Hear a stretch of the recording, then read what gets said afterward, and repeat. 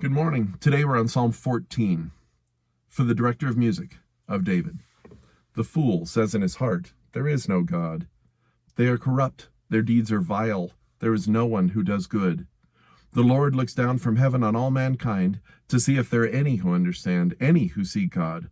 All have turned away, all have become corrupt. There is no one who does good, not even one. Do all these evildoers know nothing?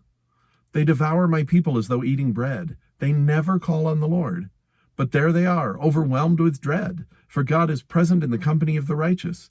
You evildoers frustrate the plans of the poor, but the Lord is their refuge. Oh, that salvation for Israel would come out of Zion. When the Lord restores his people, let Jacob rejoice and Israel be glad. So this is a psalm written by David. Again, it tells us it's written by David. As most of these psalms in this first book of Psalms will be. What stands out to me is that a lot of this passage is quoted by Paul when he's talking about the gospel to remind us that there's nobody who seeks God, nobody understands, everybody's turned away, everybody's corrupt.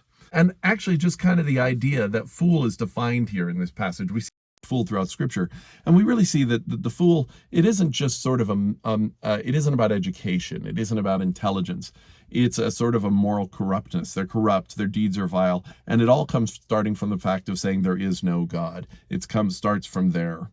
I love this though too. He is almost mystified. He's like, they never call on the Lord.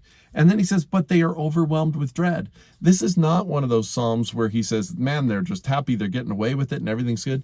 No, in this psalm, he recognizes that the fool is not happy. The fool is overwhelmed with dread, yet he still doesn't call on the Lord. He thinks that he frustrates the plans of the poor, but God is their refuge. But who's the refuge for the wicked? Nobody. And then all of this comes down to recognize that, oh, this is what Zion needs. This is what the Lord needs. He needs to restore his people.